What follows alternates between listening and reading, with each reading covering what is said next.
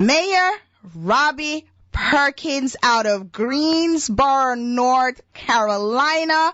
I am so happy to be having this discussion with you, Mayor. You're so knowledgeable about the political system. So, Mayor, tonight we have an election that we're watching here in Florida. Do you remember Mayor Trey Raydell? No, I do not. Okay, well, Trey Raydell, he is a congressman last year that was caught in a drug sting buying cocaine out of Washington, D.C. Remember him? Right. Okay, sure. Yeah, the name probably wouldn't ring a bell, but yeah, that incident. Well, he's from Florida. Good old Florida. He's from what we call our 19th district on the Fort Myers side of town. And this is tied into what we were talking about before the break about donations and monies being used in elections.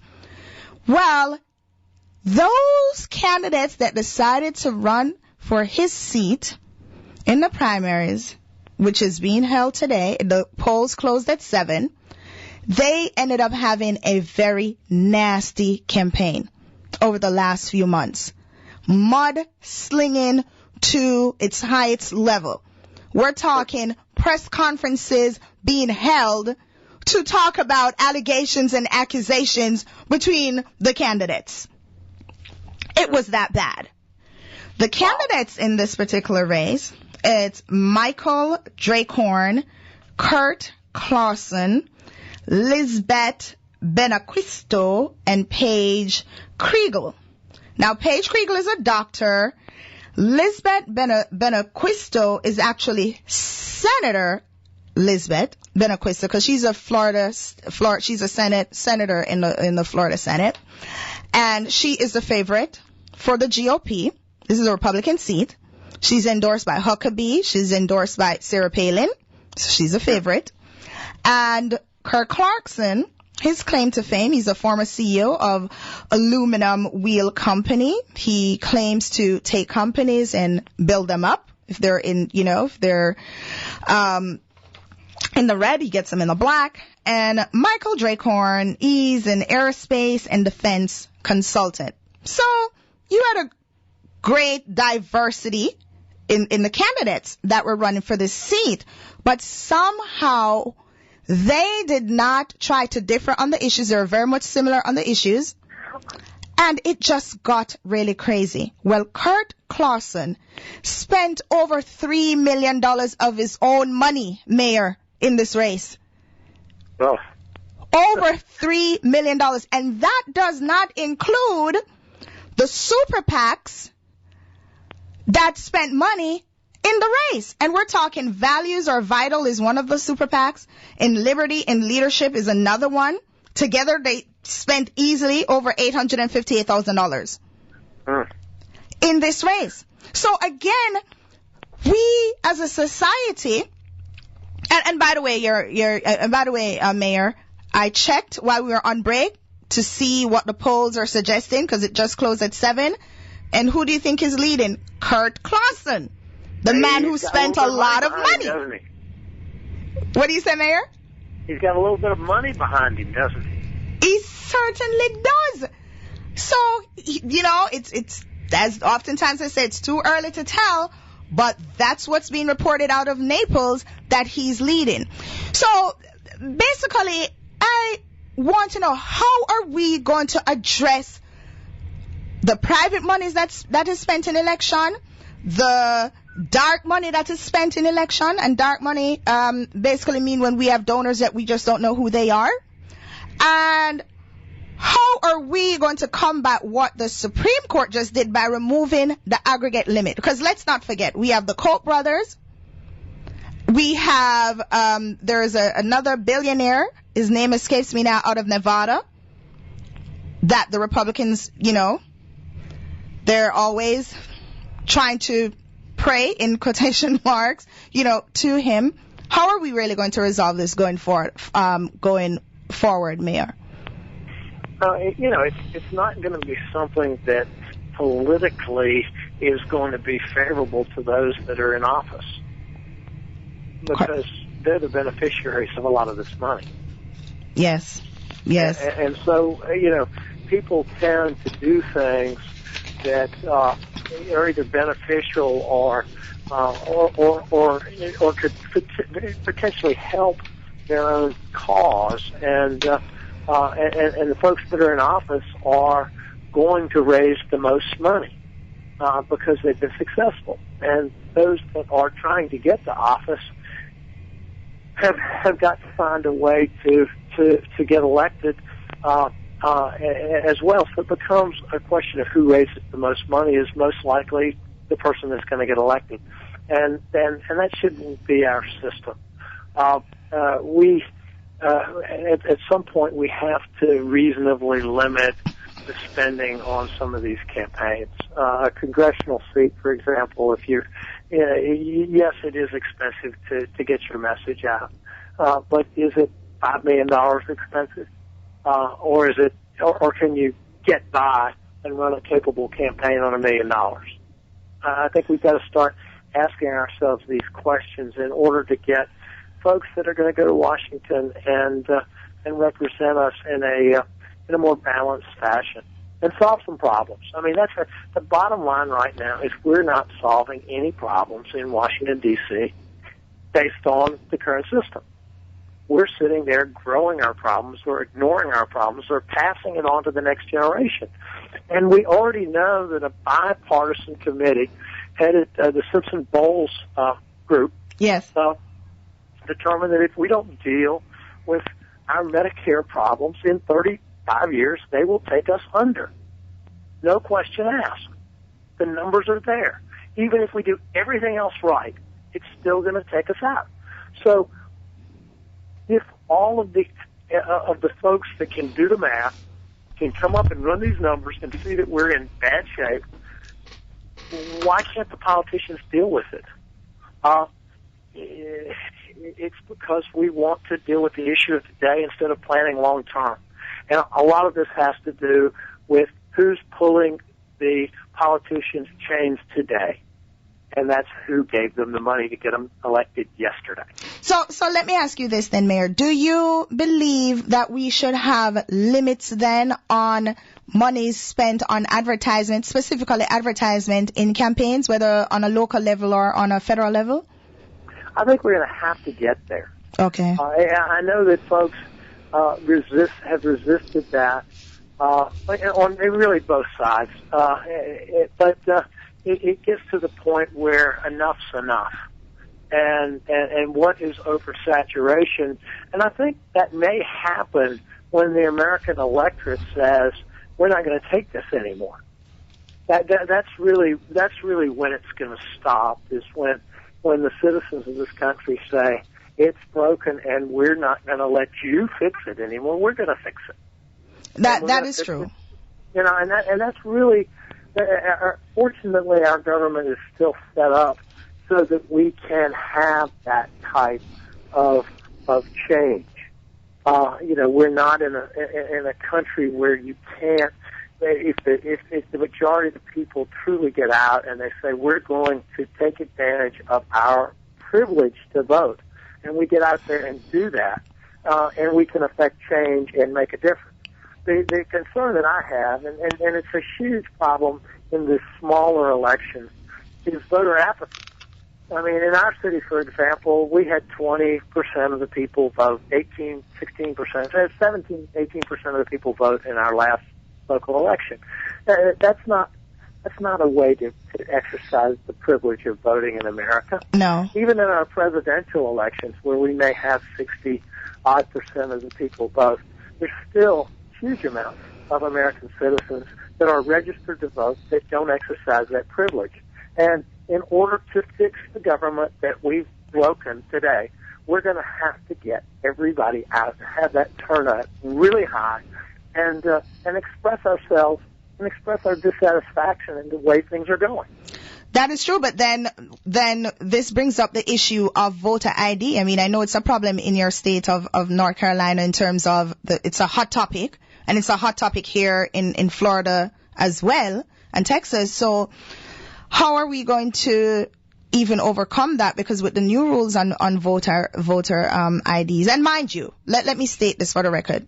you have always had to show, some kind of idea as to who you were. You had to have some document to say you're voting. It's just to an extreme now. So how are we going to overcome that? Because the voter turnout is already low. I presume it might affect it even more.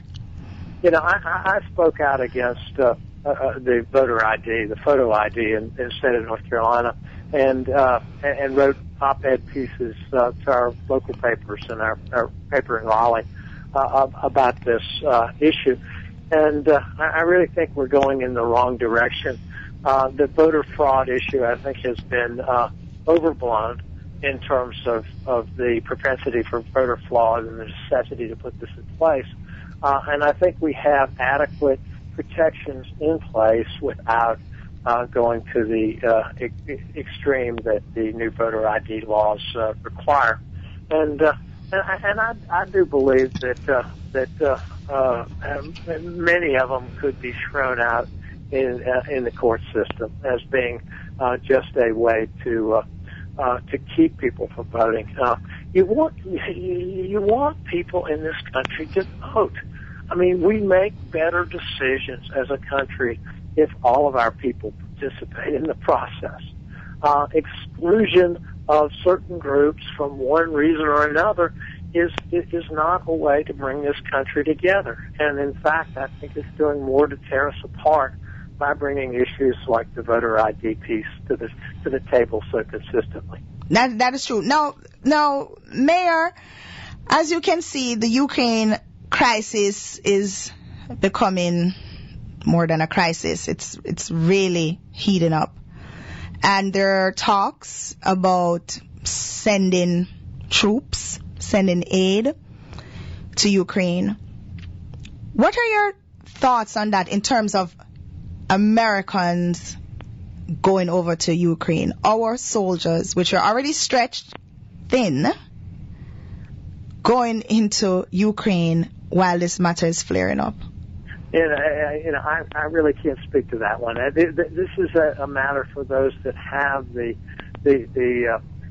intelligence data that understand the issues, and we have to rely on them to make the right decision for us. The president, all of the folks involved in international diplomacy have a huge amount of data available to them and are briefed each day on these topics. And those of us back home have to rely on our elected leaders to make the right decision for us. To say anything as a mayor of a city that has nothing to do with with military intelligence is, in my view, not responsible. Okay. Now, what about the Malaysian airline? And of course, my heart goes out to the loved ones for of everyone that was on that crew and the passengers of Malaysian airline flight 370 MH370, and of course the ferry situation in South Korea. What are your thoughts on the Malaysian airline or the flight being missing? Do you think that there's some politics involved as to why we're not getting all the proper data that we should get? And I mean, everybody has been asking this. With all the satellites in the world and everyone is boasting as to their technology, that somehow we don't have more electronic assistance in this matter? Well, this is one where all of us want the issue to be solved. I've got a son who flies frequently from London to the United States. He's based in London with his job, and he flies a 777 quite frequently. And so you wonder about why this plane disappeared and why we couldn't track it. But you have to remember it's a big world, and if someone did something either intentionally or unintentionally that put this plane into an ocean, it took a while to find the Air France flight that disappeared in the thunderstorm flying from South America to Paris. And the same thing will happen here. I think that we have to be vigilant and continue the effort to find the plane, and at some point they will find it, and hopefully they can recover the black boxes and figure out exactly what happened. I know that will not replace the 239 folks that perished in the accident, but it will help us. Welcome back to the Alicia Marie Phidd Show. I am your host, Alicia Marie Phidd, and I'm on with the former mayor of Greensboro, North Carolina, the wonderful Mayor Robbie Perkins.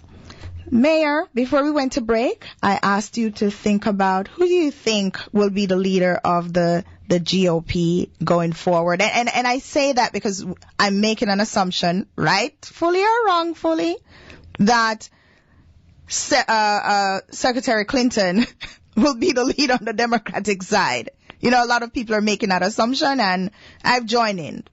So, but I'm curious about the GOP. I'm not really sure, but I would have to say it wouldn't be a shock to see a Clinton-Bush campaign. Oh, my God. That would be interesting. So you believe that Jeb Bush might actually truly put his hat in the ring? Well, the Republicans don't have a lot of choices that can actually win the election. Yes. And that's what it's going to come down to, is how do the Republicans win an election? And clearly the last two presidential elections, they've done about everything they can do to see the Democratic candidate win.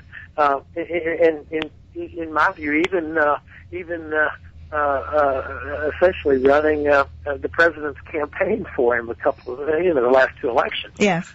If you're going to fight over 5% of the voters, which is really the tipping point in this country, you don't get that by going out to the fringe elements and trying to bring them in. You're already going to get them. You've got to fight over the moderates in the middle, and that's where these elections are won or lost. And in my view, the Democrats did a much better job of working toward the middle than the Republicans did, and that's got to change. That's why a Bush candidacy makes some sense, because he is more moderate than many of the Republicans. That he is, but Rand Paul seems to have some backing. Tea Partiers, perhaps. But I don't see him getting elected. Yeah. So do you run I see him being another Michael Dukakis. Yes, I remember that. Yeah. Yeah. So does a small section of the country or electorate nominate a candidate that is electable, and at some point, if the Republicans ever want to elect another president of the United States, they're going to have to move more to the middle. Now, switching gears just a little bit. This is Earth Day, so happy Earth Day, and I wanted to talk about that case that was out in Nevada, the Bundy case, dealing with the land management, Bureau of Land Management and Park Services, where they went in to take the cattle basically as to pay the fines that is owed by Bundy. And for those of you that are not familiar with the case, there is this cattle rancher, I guess is what you would call him, and he lets his cattle graze on federal land, and you're supposed to pay monies in order to graze on federal land. And this is all part of the Bureau of Land Management. You can go online, Google it, and you'll see it right there in black and white, how they assess the cost of grazing on the land, and it's nominal, like $1.25 per cow and calf, and but of course if you have hundreds and thousands of cattle, it adds up, right? Well, this gentleman decided that he was not going to pay any cost that was assessed, and he did not pay it, and allegedly after decades, it's now, and I believe 20 years, it's now like $1.2 million that is owed. They did go to court on the matter, and the Bureau of Land Management, they won, and therefore they now can go in and collect on the judgment, and so they're collecting the cattle. I mean, if it was a regular lawsuit and you lost, and a judgment is rendered, you can then go and collect on the judgment. This guy said no. Well, my question to you is simply this. The Republicans, let's put it this way. The Fox News, because I watch Fox, I watch all the channels, right? All the pundits on Fox seem to feel as if, this should not have happened in terms of how the federal government went there to collect with guns on the waist and everything else. And I disagree with going to collect with guns. Let me say that. But somehow no one wanted to address the fact that this money is owed and must be paid. And it was almost as if the whole way of collecting the money overshadowed the fact that the monies need to be paid, and no one has talked about it. What are your thoughts on that? Do you think cattle should just graze willy-nilly on federal land? This is another example of the sensationalized media that is helping to polarize our country. You can turn from Fox to MSNBC and see two different sides of the same issue, and both are focused on very narrow viewpoints, and in a lot of cases keep the viewer from seeing the true issue that they're supposed to be reporting. And in this case, you've identified the issue. Cattle are grazing on land, and they should be paying for it. Yeah, it is just that. I thought it was simple, but the way they handled it, it was amazing. Well, let me tell you, Mayor Perkins, I certainly want to have you back in the close to the election month, perhaps October thereabouts, so we can talk some more about what's going on in the country with the election and all the issues that affect the people. And of course, I must ask you this. We're going to end our conversation now, but I have to ask you, do you plan to go back into politics? I know right now you're a partner at your real estate firm, but do you plan to go back and serve the people, because you were in fact a good leader in North Carolina? Well, I think there will be an opportunity in the future, but right now I can tell you that I'm enjoying learning to hit a golf ball again. Yes. and going to my daughter's soccer games is a real pleasure, and having a little bit of time to this may sound selfish, but to spend on things that I really want to do after 20 years, I think is good. And I think I can come back into the political scene with a refreshed attitude, more ideas, more energy, and more enthusiasm. Well, Mayor, we could not have ended the show on a better note, because family is good, and it's good to, rejuvenate, if you will. But I do hope in the very near future, let's say 2 years, I get to see you run again for local government or even one of the congressional seats. Thank you so much, Mayor, for being on the Alicia Marie Phidd Show. Thank you, and good evening. Looking forward